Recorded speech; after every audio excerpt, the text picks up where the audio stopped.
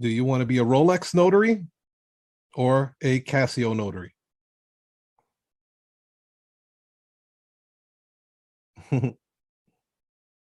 I see you guys. I see you. Okay. We have a whopping 67% Rolex notary. We have a Casio. We have a Casio. Okay.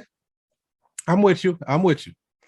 Okay. So let me explain the difference between the two and why I only teach one of them.